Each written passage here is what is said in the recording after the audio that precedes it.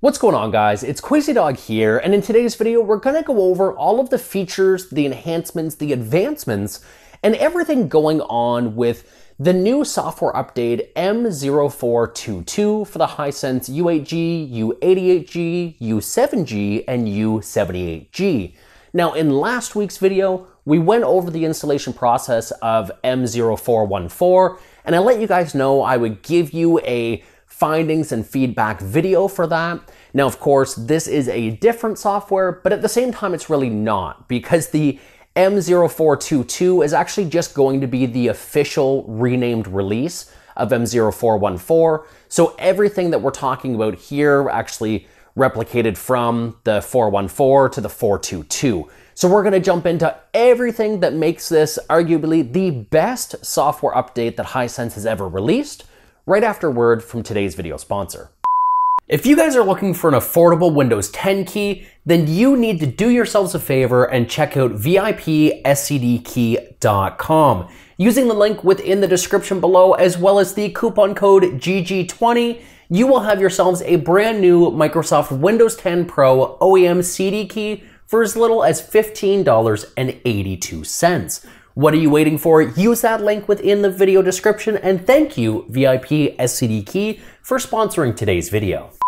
Okay, so welcome back, and like I mentioned before, today we're going to go over everything that makes software version M0422 on the Hisense U8G, U88G, U7G, and U78G arguably the best software update that Hisense has been able to release for this panel. It's been a long journey, and yes, I know a lot of you are going to say, why didn't they just release a great TV to begin with? In their slight defense, and again, I don't want to sound like a shill, and yes, I do a lot of videos on this TV, but more so just because of community ask from viewers like you. The one thing that I think Hisense has going for them that other manufacturers don't is their love for end user support. I have never seen a brand or manufacturer work so hard with the public, with their user base and their purchaser base to give them everything that they want out of a panel. Heck, there's still TVs that haven't filled promises from late 2020 and early 2021 from other manufacturers. And since then, since the release of this TV, we have seen update after update after update, edging us closer and closer to that dream TV that everybody wants. And I truly feel that M0422 gets us that much closer, if not there. So the very first thing that I want to do, let's go ahead and let's go into my Denon AVR. And here we can see just a little snippet of Fortnite. This is all kind of live and off the cusp, by the way. So one thing, if you guys didn't notice, is up in the top left-hand corner, we do see variable refresh rate, of course, is working in 4K 120 Hertz. This is running on my Xbox Series X. If you want to know how to enable this successfully, I have a standalone video, so don't go pawing through here. You won't find that breakdown.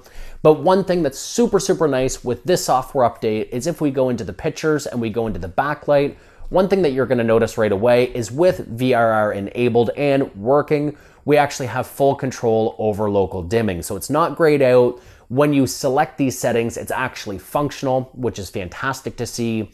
If we go ahead and go back into picture and all the way down as well to the advanced settings, you're also going to notice that active contrast is functional. And that was a concern with one of the previous software updates. You could change this, but it didn't actually work and it didn't actually do anything. Now you can see for those looking to game with active contrast, it's fully functional. You can change all of these inputs and it's all working.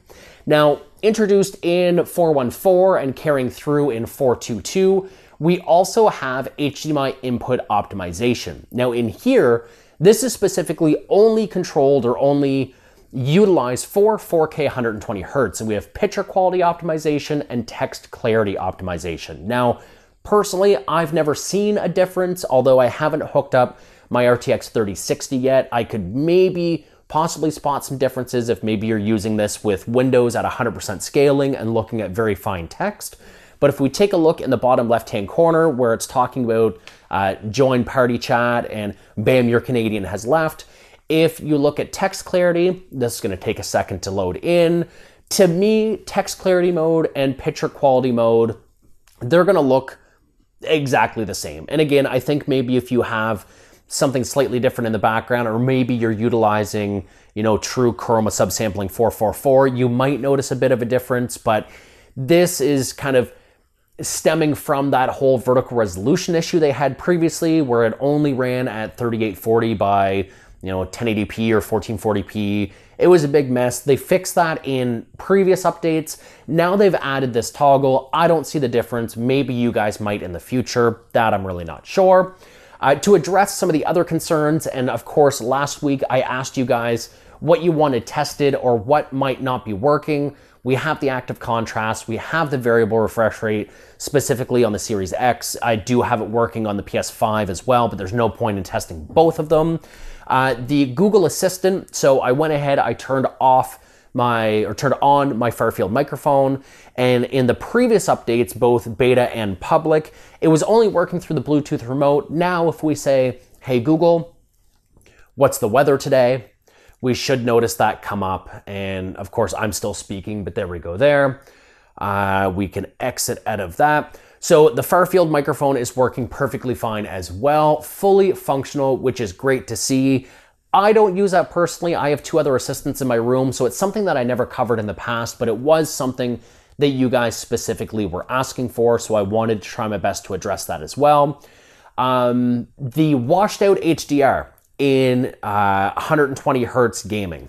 So a lot of people said that their colors were very, very desaturated. I know in 414, that was something that was fixed. And even people that were running M0210, only about 50% of the users that I had the opportunity anyway to interact with had that dull HDR concern. And out of those that were impacted, most of them were able to fix it with a couple of tips that I published in previous videos, whether it have been factory erasing your TV or going in and changing the bitrate on the console. Well, safe to say that if we exit out of Fortnite, because Fortnite doesn't have HDR in 120 hertz, if we come out of here, we should be able to find a game.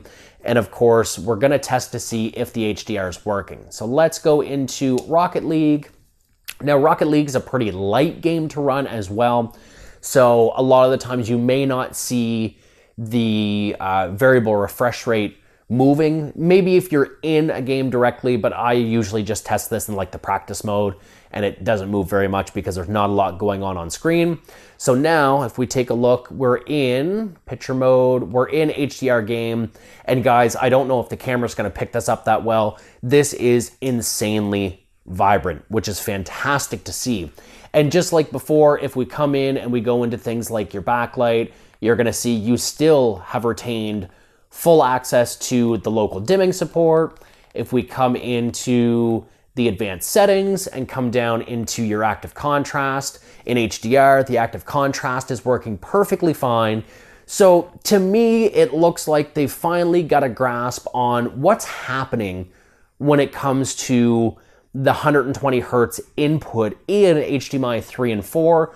And with this software update, it looks like they've worked out, in my mind, all of the kinks. I can't find anything that's not working. I don't have blackouts on the screen. I don't have vertical lines that are kind of skewed or anything like that. To me, everything is working as intended, which is great. And this was utilized and first found on 0414, and of course, carries through to 0422, which is what I'm running right now. Now, I'm gonna switch the input on the Denon, because one thing that I noticed that I was very, very happy to see, we're going to go into the Apple TV.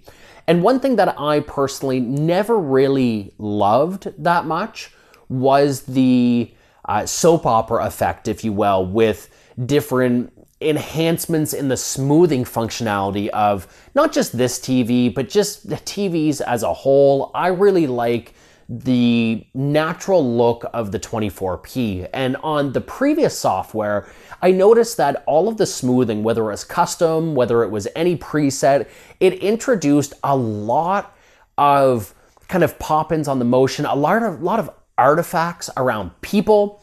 And I've gone ahead and I've tested the motion smoothing, and let's just go in and let's grab any sort of scene. I first tested this with Daredevil on Disney Plus, and I was blown away because Daredevil itself is only 1080p, and it is a lower quality feed. I don't know why, because I think it was probably filmed in 4K, but either way, it looked fantastic. So now, if we go into the picture modes here, oh, by the way, actually, small segue, they also fixed Dolby Vision Iq. So Dolby Vision Iq is my favorite picture profile in the Dolby Vision suite, but the issue with the Dolby Vision Iq before this update was you can never change the motion enhancement. This was grayed out and it was always locked to standard. And again, it was introducing a lot of artifacts and things like that. Very, very happy to say that now you can come in and you can actually change all this stuff. So if we go into smooth and we take a look, I'm gonna get rid of all of this stuff. Now, the motion smoothing right now, just to my bare eye, of course, it's gonna be a little janky here and there in like fast moving scenes, like people fluttering their fingers and waving and things like that. But other than that, I find, and I'm gonna kind of go ahead a bit here, I find they've done a great job, and I don't know if they updated the EOTF again to help with motion specifically on this software update or what they've done differently, but I find the motion fantastic, and I find it very, very pleasing to the eye compared to what the motion looked like previously. And if we just go through maybe some of these presets as well, like I see nothing wrong with that. The soap opera effect, I don't know how well it's gonna come through on camera. I'm looking at all of the edges. The edges, you'll still see like a small artifact here or there, but for the most part, it's very pleasant to watch. And that's coming from somebody that honestly doesn't really like this effect. And I mean, I still don't use it that much. Sometimes it makes content look cool, specifically in Knives Out, makes it look almost more like a documentary, which is kind of how it's filmed and that feel of that style anyway. But if we come in, we can actually go ahead and we can change some of these picture settings. Let's go down to the advanced settings. Let's go into smooth. And I know some people really like to crank like almost max on this custom stuff. Let's go out. And again, if we take a look, I'm not seeing any haloing. I'm not seeing any artifacting. It all looks very, very good. And this is something that this TV, in my opinion, or at least my panel, and you'll always win the panel lottery when it comes to this stuff, I found this never looked good. And it was very, very buggy. And now it's very pleasant. And that's something that I'm just super, super excited about. I guess while we're here as well, taking a look, this is, of course, again, a 4K feed in Dolby Vision with Dolby Atmos sound. And taking a look at the black bars on the bottom, we can see that there's really no light leak. So some people had some concerns on previous software, if I'm not mistaken, with some light bleed and kind of the way that the full array local dimming was acting and was enabled. If we come into the picture settings here and take a look at the backlight, we have this because it's Dolby IQ. We have this maxed at high at 100%. We can even turn off the light sensor and everything looks fantastic. There's no bleed into anything, even where it shows that it's muted, you know, it looks great. There might be, you know, if you want to be super picky, maybe in the bottom left-hand corner, it's just a hair into the gradient compared to the rest. But for the most part, for a VA panel, something that's not OLED and something that is, you know, labeled to do up to 1500 nits, this is very, very nice to see. And I'm just gonna come in here and make sure, because I tend not to use all this stuff, to turn that off. And again, here is the quality with this particular production. And I like to use the Apple TV and I like to use the Marvel productions because in my opinion, they're some of the best out there as far as production quality. And this all looks absolutely fantastic. So before we get DMCA'd by Disney, even though I am putting constructive criticism over top of that, we're gonna take a look and see maybe what else we can take a look at. I'm just trying to remember because again, this is all just kind of an overview based on the feedback that I got from you guys in some of the last productions when I asked for things to test for you guys on this new software. Everything all looks great. I'm going to just double check on my phone here one of the articles that I kind of wrote down when it comes to a lot of this stuff. The other things that this software update, again, specifically, we're going to repeat this again, M0422, which is the OTA variant of the closed beta M0414.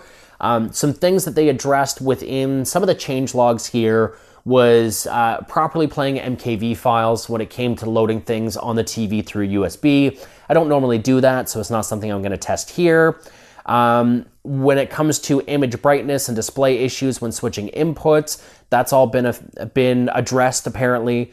Let's see. So we went over the FreeSync on the Xbox. We went over, so it says it does help with audio cutouts. So it's not something that I've ever had an issue with myself because I use the Denon AVR. I don't go into the TV and then out through eARC.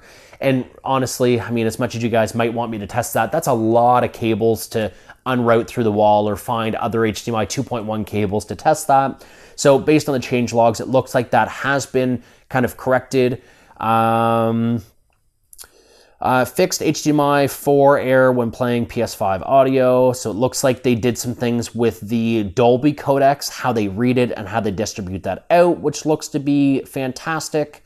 Far-field microphone not working with Google Assistant. We tested that. That, of course, is working as well. 4K 120 Hz HDR washout fix. That looks to be working.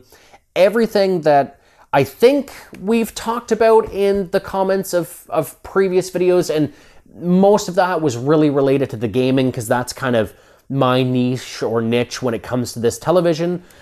We've taken a look at that. We've taken a look at all the sort of subsamplings and stuff like that. Everything to me looks great. So if you guys are curious about how to get this update, just be patient. Of course, this is being released and rolled out for the U8G, U88G, U7G, and U78G. The labeling of this update will be M0422. This will be replacing, I do believe the last public was M04 or M0210, I think. I've done, like I said, too many of these. If by chance you do want to attempt to test this early, or by chance you're looking at fixing some issues that all of the steps in some of the previous content didn't fix when it comes to your current software that's on there, as always, guys, I can't distribute this software myself. I've had comments, I've had emails, I've had Twitter DMs. This stuff is all tracked. The downloads are all tracked. And of course, I have the privilege to look at this stuff because I put out some constructive criticism and I test some things behind the scenes for you guys. I'm not going to give up the potential to do that in the future with future TVs or future software updates because a couple of people have asked very nicely or very rudely for the software update. If you are looking for this, of course, I can't give it out. Reach out to Hisense. Their DMs are always open over Twitter, over Facebook, and I've talked to a lot of you guys who have had communication with Hisense and said that social media is the highest level of success that you guys have seen with maybe obtaining some of this stuff for yourself. So if you like this video, go ahead and leave a like. I have enabled super thanks on all productions on the channel as well. So if you want to go ahead and test that feature out for the very first time, go ahead and do that if you so please as well. Make sure you share this video with the AV community and anybody that you think could benefit from the news with this update coming out and everything that it fixes. And as always, my name has been Crazy Dog. You guys have been awesome, and we'll catch you all in my next video. Take care.